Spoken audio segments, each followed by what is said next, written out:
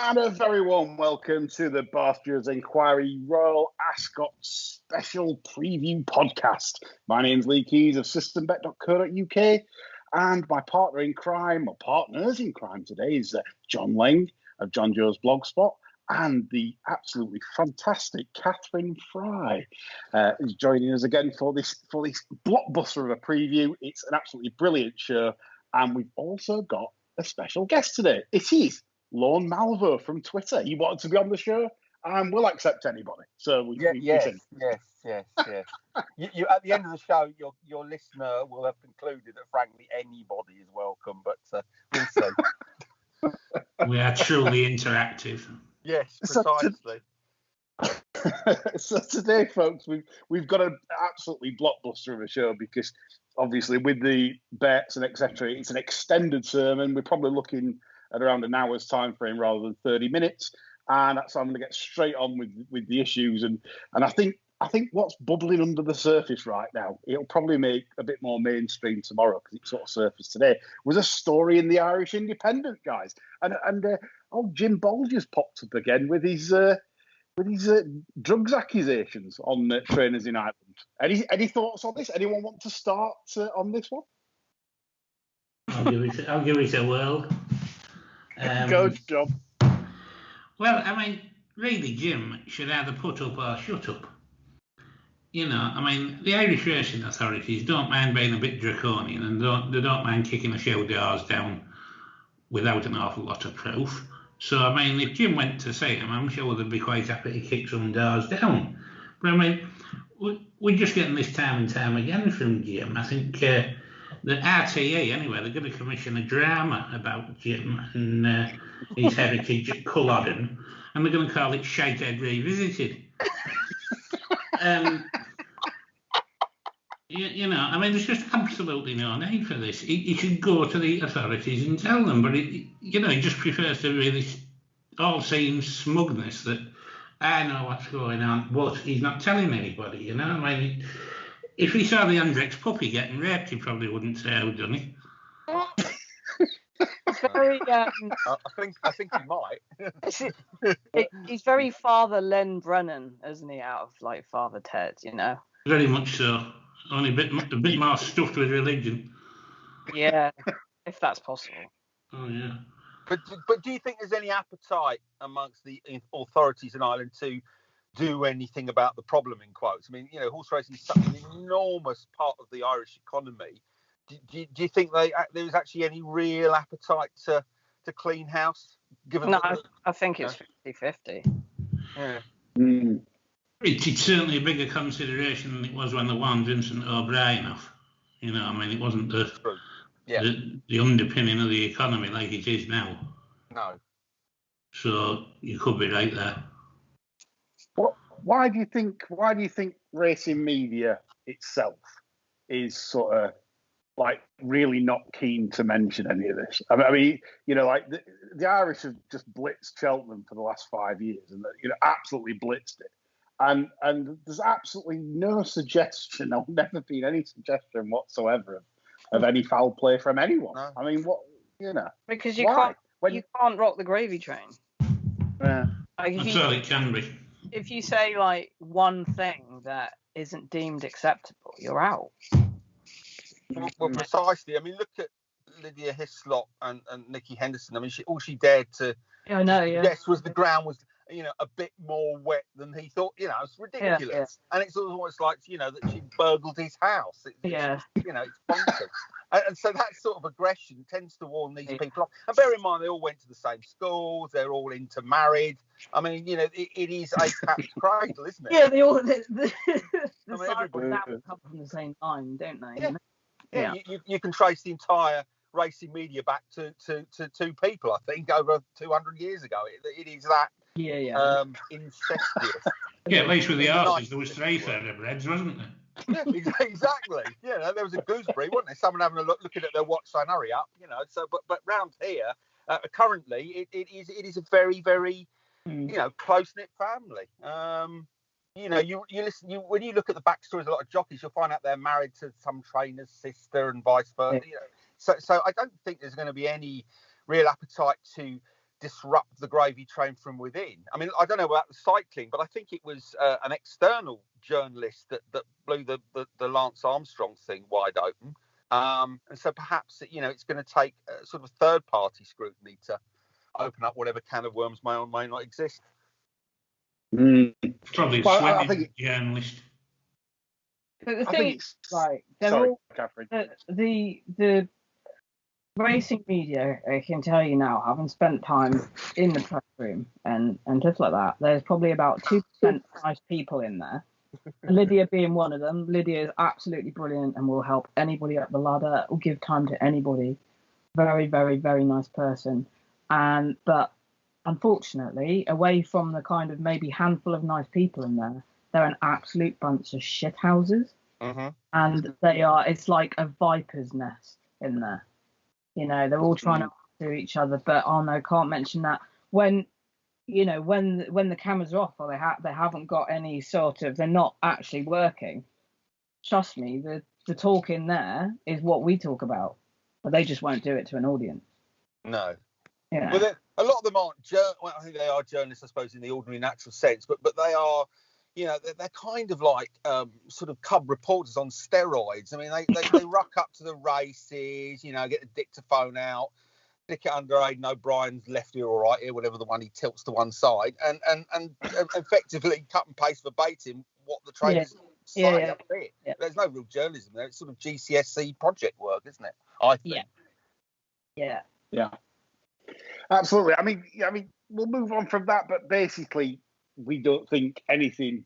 I think the Barstewards consensus, we don't think anything is going to get really change in the short term until probably Jim's on his deathbed, and then he decides to really all off. Deathbed confession. Which is a shame. But anyway, we'll move on. Nick Davis, he's a big fan of the show and a very, very clued up punter, and he's done some valuable research this week on ground and the way we've gone with racing, flat racing predominantly, as he's done some research on turf tracks going stick archives, and there's some damning evidence to say we've gone all snowflakey with the ground. Why we've done this, I don't know. For example, in 2008, good to firm at Ascot was 11.7, and it's now classed as 8.9.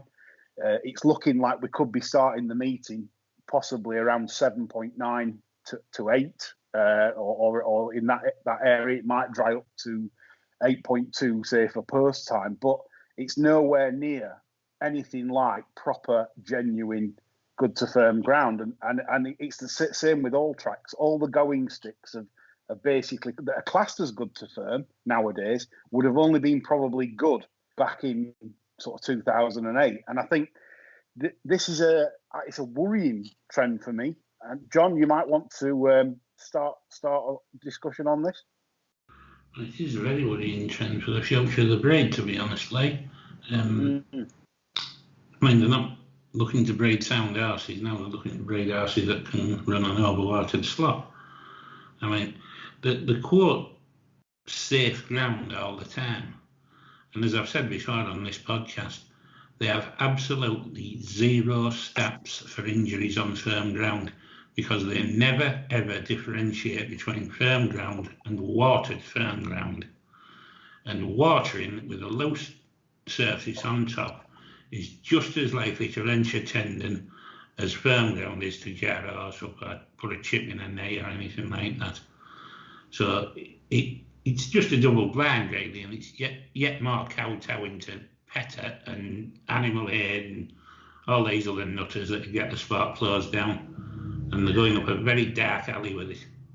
Yeah, very well said. I mean, for me, I've always said that the better standard of horse usually is rather smart as well and won't let themselves down on it.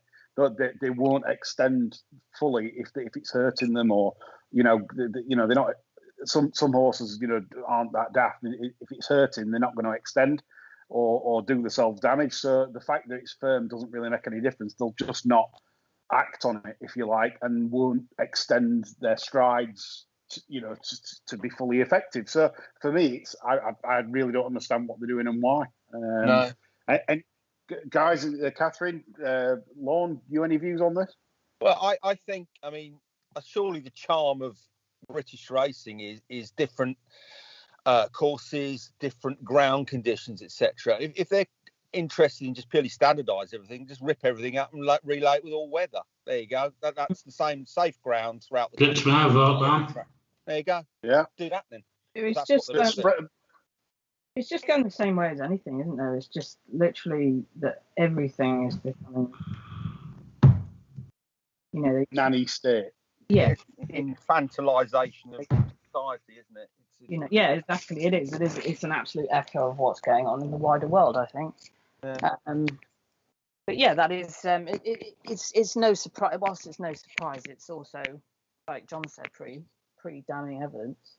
I remember relentless hot summers when I was a kid and seeing great horses run, and I don't ever remember seeing that many injuries.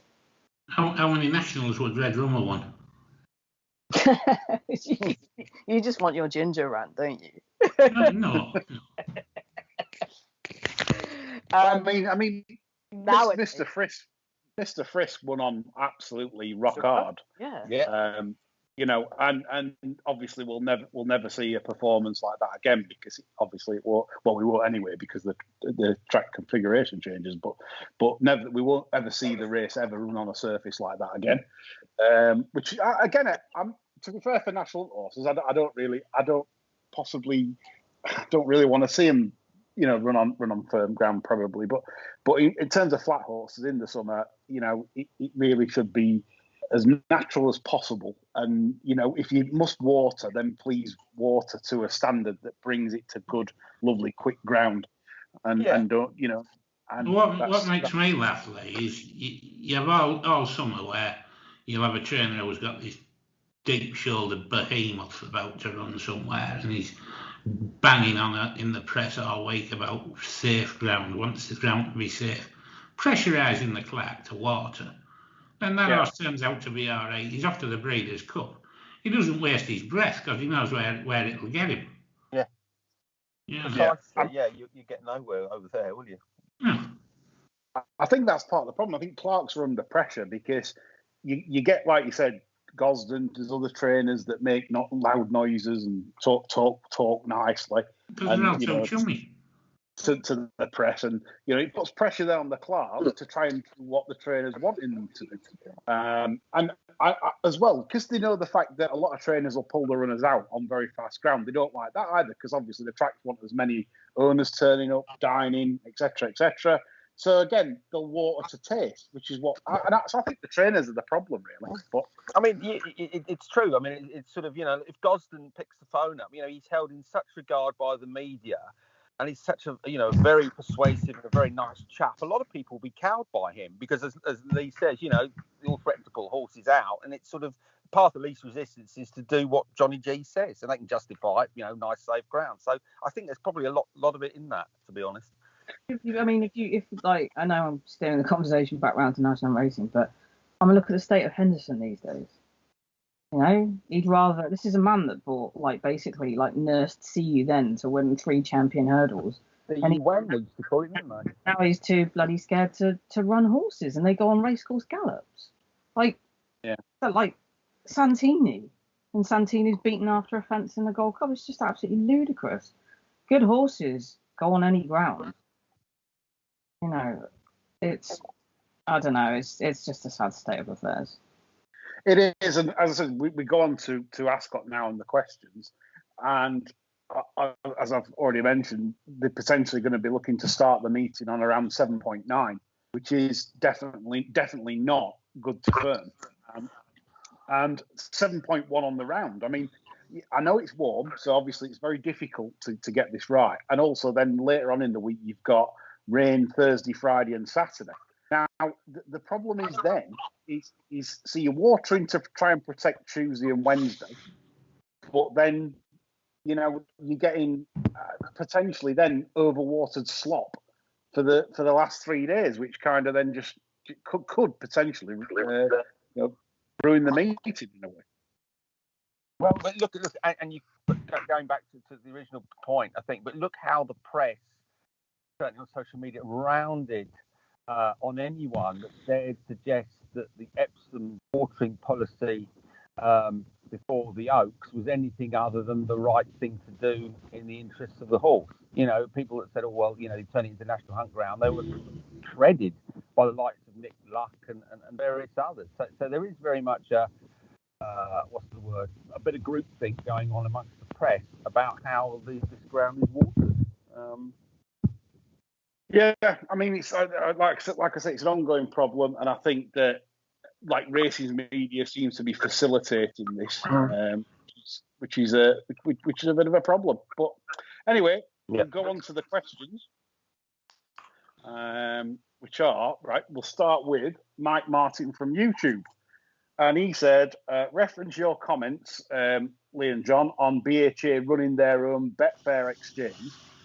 As I understand, Betdaq was the first to have 2% commission and not closing winning accounts, but yet the liquidity did not improve to any great extent. Will the Leopard change its spots? And that's Mike Martin from YouTube. John? I think at the time, I don't think Betdaq was a particularly attractive alternative to Betfair. There was a lot of liquidity on Betfair. It wasn't as draconian as it is now with affordability checks and things like that they're bringing in. So I don't think really, if you're comparing that to the potential of the BHA running their own exchange, I don't think that's really a like-for-like comparison. I think people would be on the whole delighted to know that racing was finally putting a pair of pants on and going out to face the world and doing something about its financial situation rather than holding its hand out to government and owners for handouts, basically. I think racing really, really needs to do something like that. It lacks the will to do it, though, we know that. Yeah, it's very odd to say they've got a rather large pot of savings and probably land ownership and God knows what else they own, the jockey club, etc., at the disposal. But for some reason, there's just absolutely no reason whatsoever for them to get involved and try and make the sport better, stop the horses going to France, stop them going to Hong Kong, which is what's happening at the moment at an alarming rate. And I can see in a couple of years we're going to have a real crisis with sort of quality horses because a lot of them are just racing elsewhere for better money. And if it doesn't change, we're going to end up with wall-to-wall Class 6s and Class 5s at Wolverhampton and the like, and you're going to struggle to fill these nice handicaps, as we've seen so far this season, John. Epsom handicaps have been poor. I mean, I know Royal last, We look like going down this sort of road in the early 70s, sort of 72 to 75 time, where standards were dropping and all the big stallions were in America. And it was probably John Magnier that arrested the decline by putting this syndicate together and going and buying potential stallions in baby form at the Keeneland yearling sales. And that probably put racing back in a better position than it was. It's probably papered over the cracks to a certain extent because racing's just never been good at handling its finances, Really, they could sell all them bloody paintings at the jockey club grounds and fund the sport for 5 years. You couldn't put a squirrel's dick on a bit of blank wall space in the jockey club ground.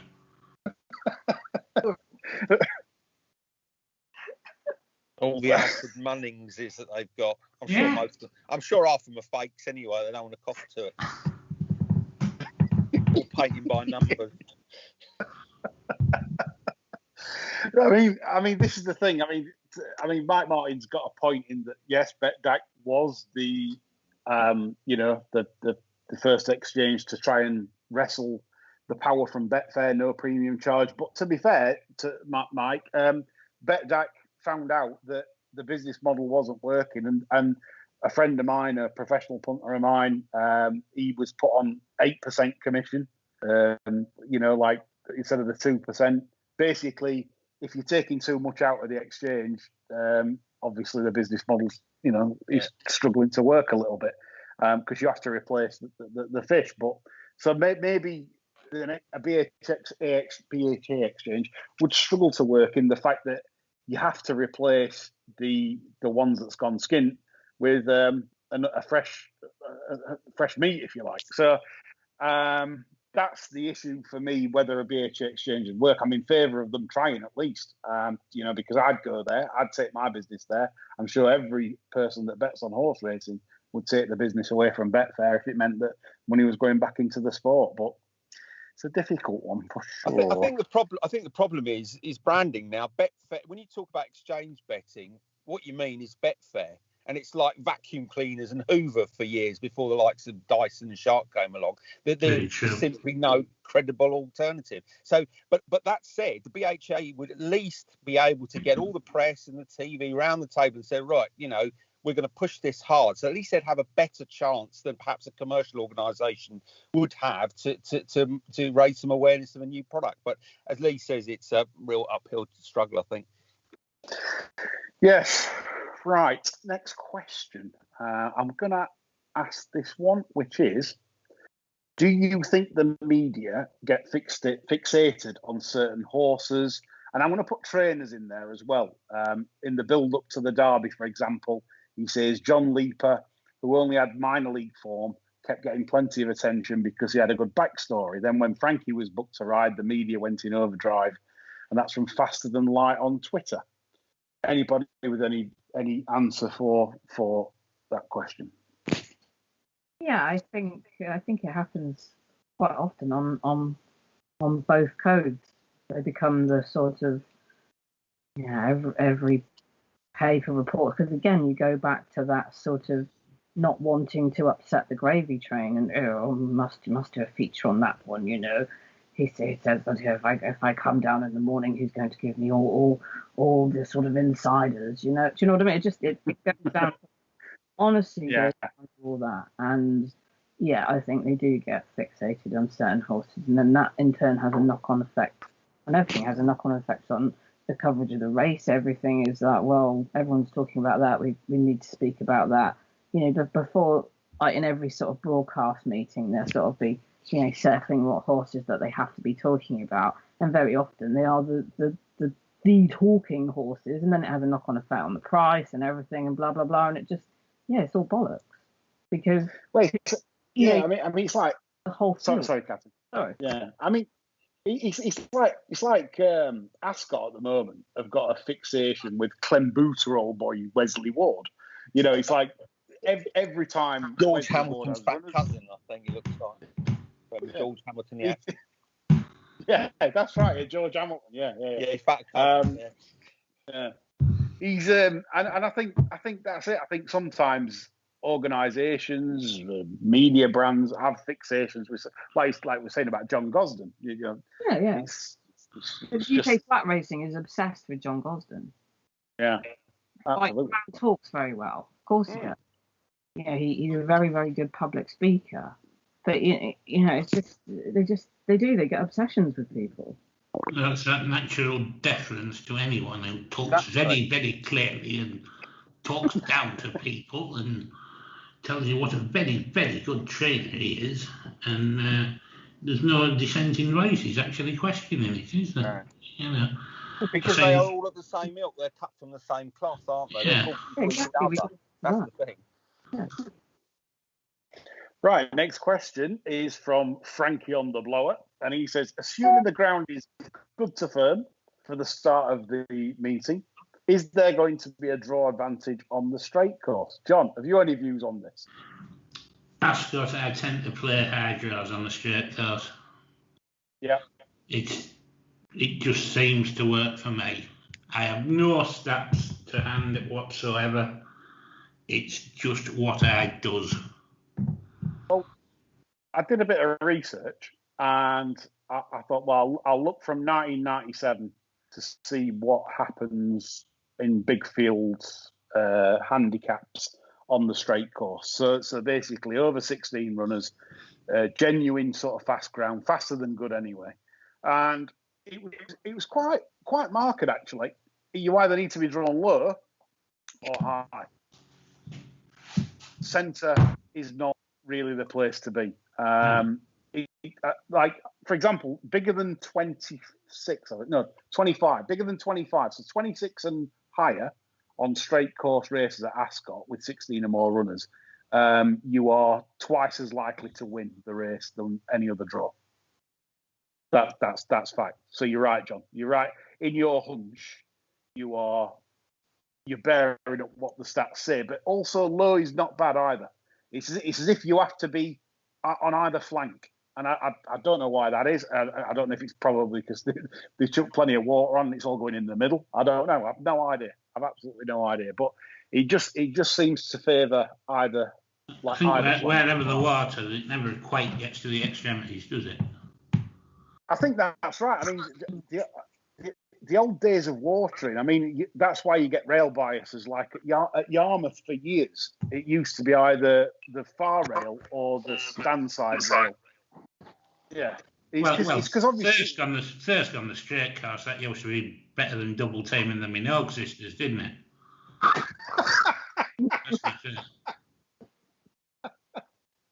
I should be so lucky. Yeah. Anyway, that's a terrible dad joke. I'm good at them. Yeah, but you're right.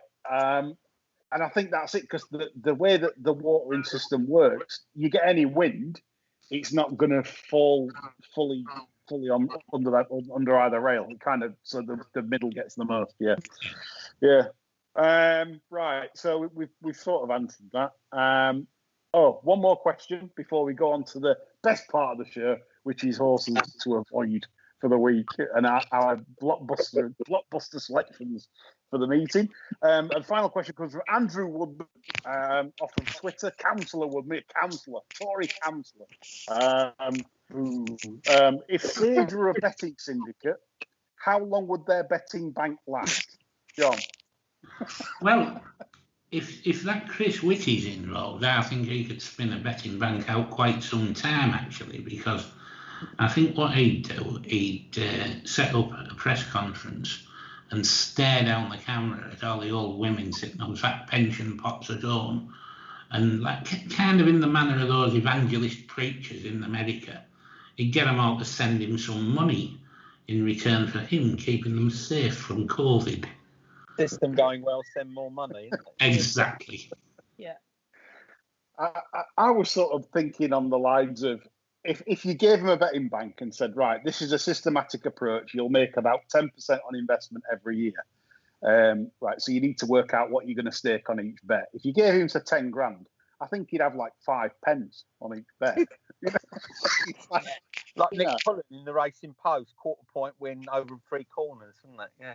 Remember him? Yeah. Not Nick Pullen, what's his name? The other fellow, the fellow with the beard. He'll come from, I'll Google it now. Rolf Harris. Yeah, that's him. That's the fella. Yeah, I knew I could. Kevin Pullen. Kevin Pullen. Yeah. Thank you very much. Not Rolf Harris. He was the only beard I knew at the time. Sorry? He was the only beard I could think of. Yes, that's right. Yes, I think he probably still is. Anyway, whatever. Yeah, sorry, I interrupted. Carry on. No. I mean, like I said, it's basically, I think, like, that's it. I mean, they're so cautious with life at the moment, and yeah. So Andrew, that's what I think would happen. He'd be betting in 5 pences, and that would be it. Right, we'll move on to some good part of the show now. We'll give our bad tips out for the week. Before that, I just want to say about Nick Davis has chimed in with two very interesting selections for the week, and I know he's been out today, John, on his motor scooter, and he's is that disabled badge parking where he likes? Yeah. He's been round. He's round the smoke today doing the Paddy Power meetings. The Paddy Power bookmakers, and he's gone and backed Untold Story for the Ascot Stakes. He says it's an interesting runner. He says it's going up in trip massively, but a few things that might see it improve.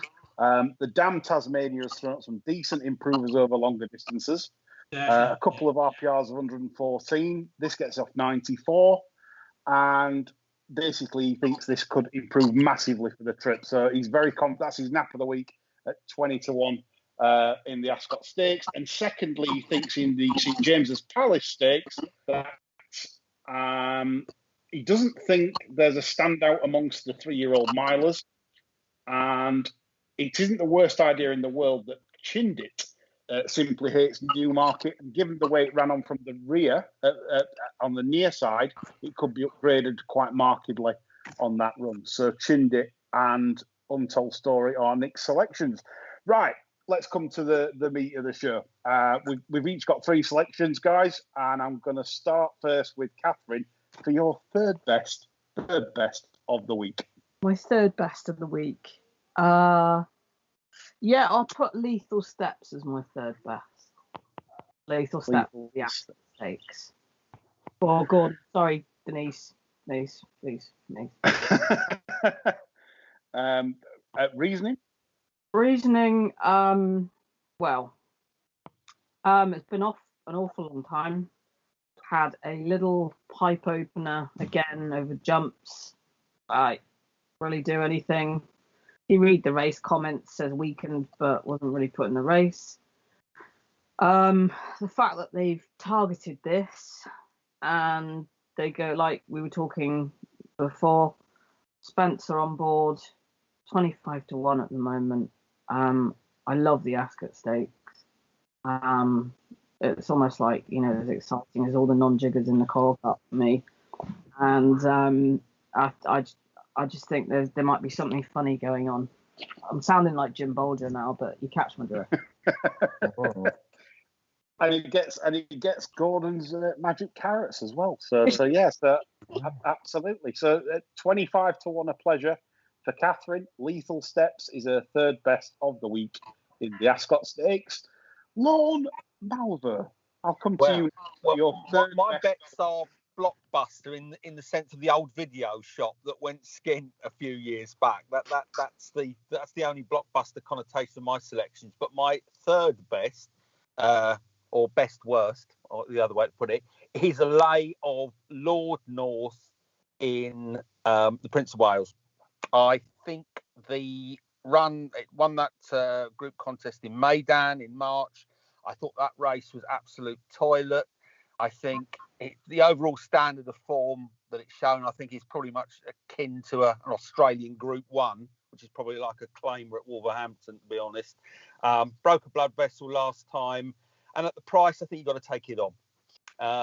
There's enough depth in that race that ain't a 9-4 chance in it in my book at all. So I would want to be against Lord North. So you're against Lord North as your third best bet of the week, which is about 7-4 with the bookmakers. Yeah. Last seen, obviously, winning at Maidan in the Group 1 turf there over a mile and a furlong. Probably sort of concur with some of your reasons there in terms of form levels. I mean, the thing is, I'm just worried. Like, if I were taking Lord North on, I haven't got a clue. For example, how Love is training at the moment. They seem to have delayed. He'll tell you. He knows. Jim will tell you. I've had a text from him this morning. He said you've got to be against Lord North. So that's it. Me done. But yeah, so I wasn't sure on Love, but yeah, so right, okay. So Lord North, you're against in the Prince of Wales. That's on the Wednesday in the 420. John, your third best of the week, please. My third best of the week is in the 6:10 on Thursday, the Buckingham Palace Handicap, and it is Roger Varian's Lord Campari. This one basically hasn't had any racing as such. It's run 5 times in its life. I don't honestly think it's had its ground since its debut. It's been running on good to soft, very soft, good to soft, good to soft. Was handy in the Lockinge first time up this year. Ground was way too soft for it, and he weakened out of it. He's dropping back a furlong here. Hopefully, it won't tank down and affect the ground too much, but I still think this is a horse of potential. It looks far more in need of the run on debut behind Palace Payer. I know this is a very tenuous thing to say, but he's breaking 6.5 lengths by Palace Payer on debut. There is no way this is only a 102 horse for me. I think this can probably rate between 108, 110. And I think it's one of the few that you can make a case for it still being well in the race. Well, apparently, some of the work riders there were very frustrated at Shaker Bade's sort of running plans for this. And, obviously, Shaker Bade's there running in Group 1, straight for the Lockinge, when I think everyone at Varians wanted it just to go for a listed race, stroke, whatever. And it's interesting that they have put it in handicap company. So I think it will settle better in a strongly run race as well, Yeah, it should suit. I mean, the lad is an absolute nutcase. Apparently, he's a very strong, spirited colt. And the thing for me is, like you said, it will get a strongly run race. The one bugbear though, if you're thinking soft ground's not his cup of tea, they are forecasting, or it depends who you look at, anywhere between 6 and 12 millimetres on Thursday of rain. And I think that sort of like everyone's sort of like got to take a deep breath. I'm tipping in advance. Everybody can take a pull and decide what they want to do on Thursday, But I mean, all things being equal, I think if this thing gets its ground on Thursday, I think it'll be a big chop suey night at the Variants. Yeah. No, I concur. You're right. It is well in, and it's a very interesting runner. So, John, a good third bet from you. Myself, I'm going. My third best bet of the week is in the 5:35 at Ascot on Wednesday, and it's in the Windsor Castle. And I'm actually on Thursday's cards. What an idiot. It's in the Windsor Castle, and it's the Wesley Ward runner, Ruthing. Priced around 4 to 1. This horse destroyed a horse called Artos at Keeneland, and I watched the race. I was just incredibly impressed. It was green as grass. It just blitzed clear. It's got pace to burn. The interesting thing as well is that they've declared Artos from another yard in America. They're running that in the Queen Mary, so you can tell the level of the form there. And as I said, Ruthing, to me, if that improves in any way, shape or form, they're going to have to go crackers to beat that. That's by Ribchester. And I also think, by the way, Wesley Ward's going to have an amazing first 2 days. That's when the ground's going to be fastest. It's going to be really quick, I think, on Wednesday in particular, because they'll be frightened to death to water on Tuesday night with the forecast Thursday, Friday and Saturday. So I think Wednesday's going to be the quickest ground as well. If you want real quick ground horses, Wednesday will be the best day. And I just think Ruthing by Ribchester, Selkirk mare, I think she bolts up in the Windsor Castle. Right, we'll go around again. John, your second best selection for the week. Right, the second best is in the Hunt Cup. You've got to be careful how you say it. I know it's not thirst, but you still have to, offer a degree of caution how you say this. I mean, the one I like is Ropey Guest. What's that? What? Have you got a Western on? No, there's a phone going off in the background. Ropey Guest. Better over this mile than 7 furlongs last time. It's the second run after being gelded.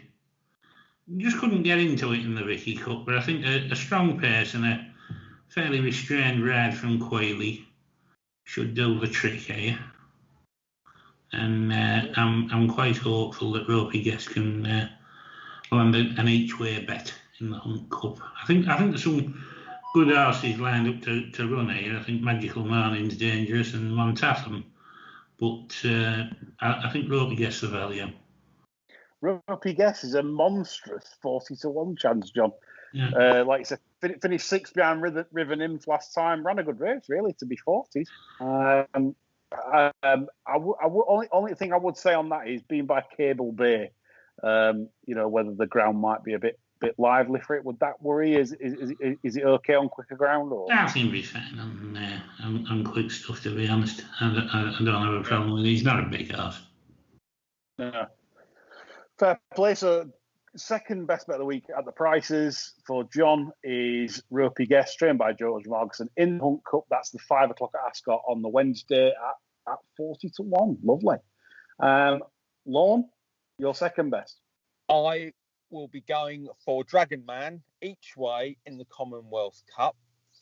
Lee and I know, although to wildly varying stakes, know this horse quite well. We backed it at Haydock last time when it got nutted on the line. Was it beating a short head or a nose? It was just nutted and sat at the post. I think it'll improve for better ground, although you mentioned heavy rain, but at least we know it goes on the worst kind of Haydock slop, so it shouldn't be inconvenienced by the ground. For me, it gets a significant jockey upgrade from McNamara to Oisin Murphy. I think that's that's worth a couple of lengths in my book, certainly. And Archie Watson, I think, is absolutely mustard with speed horses. And around about 7-8-1 mark, I think that represents really good each way value, particularly if you bet it on the day with the enhanced place terms, because I think you'll get first 25 with Hills or something, won't you? So you'll get some, if only. Yeah, so you'll get enhanced place times on the day. So that's my second best bet. Yeah, very good choice. I mean, this was 4th on my list, around the 8-1 mark. Don't think it's a massive amount of value. Obviously, the Wesley Warden are in there at Campanelle, but I still think that this is a very, very, very useful horse, very genuine horse. And I do think Dragon Symbol is one to look forward to for the rest of this year. I think he's a brilliant sprinter, and I couldn't put anyone off whatsoever at an each-way bet, like you say, on favoured each-way turn. So that's Lorne's second best bet, 340 Ascot on the Friday, the Commonwealth Cup at 8-1 Dragon Symbol. Catherine, not leaving you out here for your second best. What have you got? Second best bet for me is Nord in the Hunt Cup. For Jesse Harrington. Last saw him at a mile in October at Ascot, course and distance on the soft. Has won on good as well, so not too bothered about that. Back to a mile suit, we know he acts. And what price is he at? I did just have the market up there. You can get 16s in places, so that'll be my second best. So that's Njord in the 5 o'clock race. I'm just trying to find prices. Is that running Njord? Is that where are we? It's in the Albert Bartlett, was isn't that? it, Catherine? I can't find that on my card. Number 5. Just a dream. Hang on, I've got it on. I'll get it on at race card order, and then for some, it's my racing purse has gone absolutely crazy. Yeah,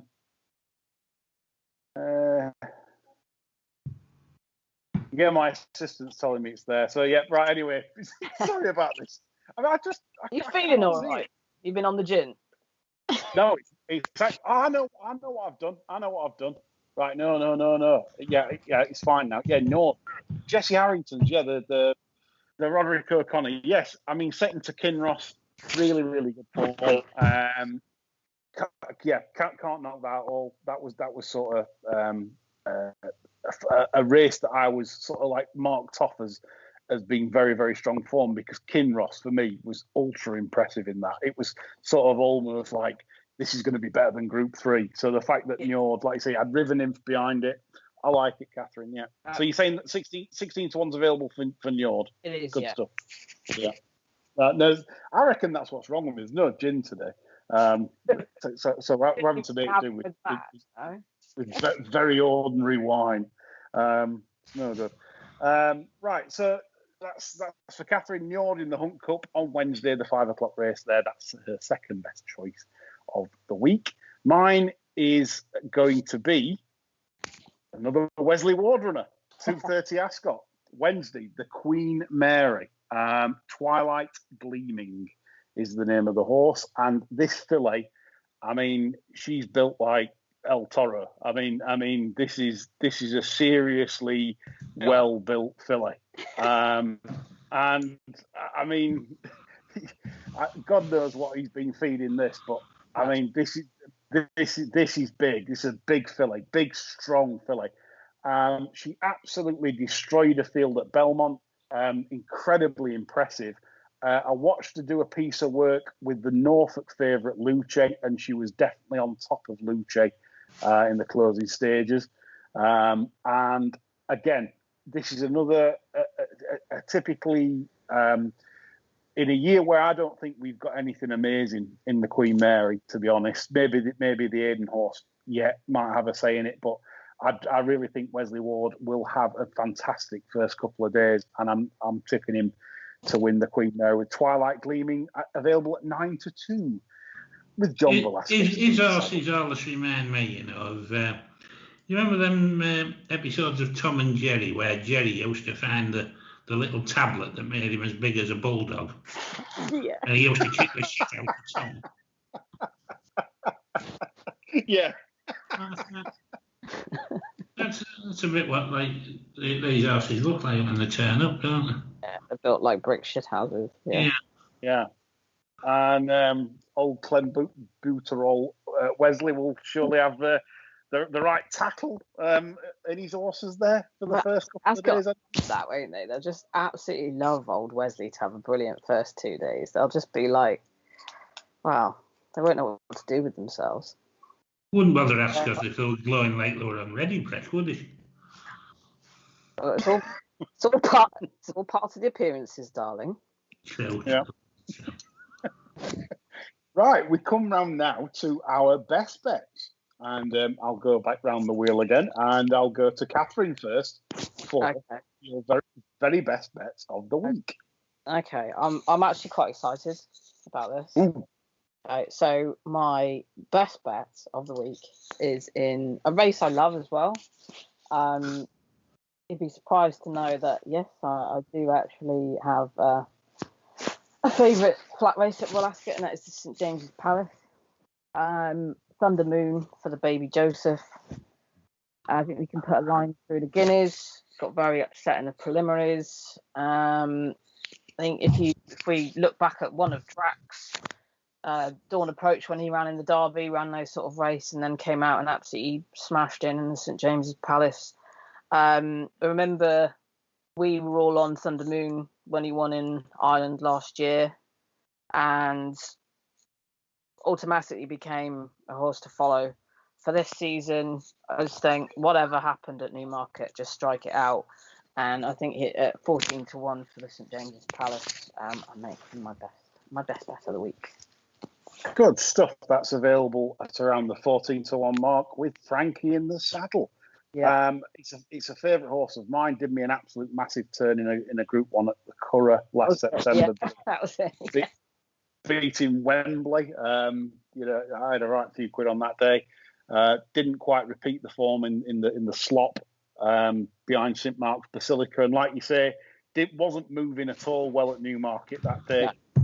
Apparently got very upset in the preliminaries, and obviously Joseph's in way better form now. Horses are absolutely firing in, and I think it's an absolute cracker's price.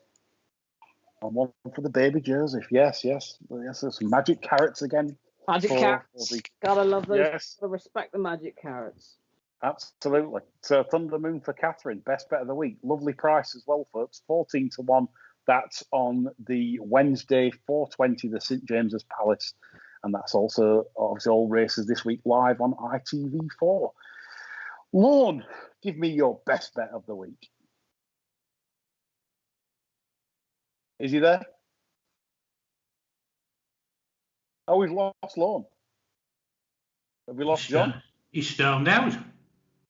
I think that's it. He's completely gone. We'll get Lorne back anyway and get his best bet on on Twitter. So we'll put all our bets on Twitter to make sure that no one misses out on what we're choosing. So John, we'll come to you. Well, on Friday, I'm going to be donning the Union Jack waistcoat a la Tim Brooke Taylor. I'm going to be out there watching the royal procession, watching the hat arrive in its own car, and I'll be cheering on companionship in the Sandringham Handicap. Now, this is significant, right? This needs 5 to come out. It's parked down the bottom of the weights on 8 stone. Now, 3 above it in the weights are also trained by Willie Haggis. And none of those 3 are jocked up, but he's already booked Ollie Doyle for this. This thing ran in a listed race last time and was quite fancied, believe it or not. And it was over a mile and a quarter. It was 6 to 1, Newbury. Yeah. Weak, and I probably didn't see it out on the soft ground. A better surface, dropping back in trip. A horse that the Haggis yard makes 6 to 1 to win a listed race should not be running off 80 anywhere. No. End of discussion. I mean, this is 90 minimum. And providing this gets in, I'm absolutely going to jail over this.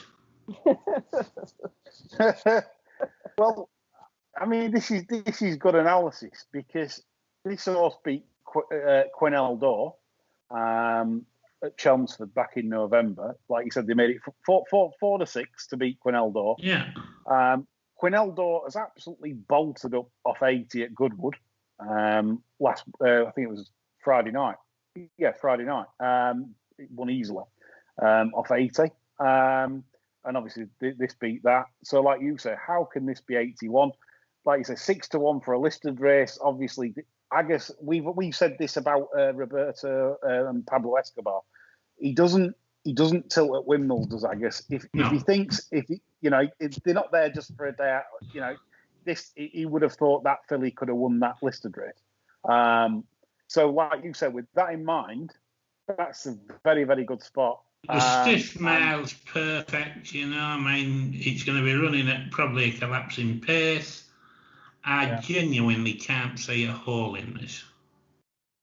I think you guys have come with some corkers, really. I love some of Catherine's selections, from the Irish, and you've definitely hit the jackpot with this because this looks a very good bet, and I hope you've backed it because I think for listeners, I think you'll be getting quite excited at listening to John's reasoning and my endorsement there at 25 to 1. I think it's a fantastic selection, John. Great stuff. So companionship is John's bet of the week in the 5 o'clock on Friday. That's the Sandringham fillies handicap there, and I think John's won the races really with that one at 25. That's a terrific shout. I will finish it off with a really boring shout. But again, I'm playing a strategy this week. I've already highlighted about Wesley Ward on the first 2 days, and basically my bet of the week, and I'm telling you now, this will win. Coffee Maker in the Coventry, the filly of Wesley's. If you've got YouTube, go onto YouTube and watch the workouts of this horse at Keeneland. Watch the way this worked all over Lucci, the Norfolk Stakes favourite. You'll see what I mean.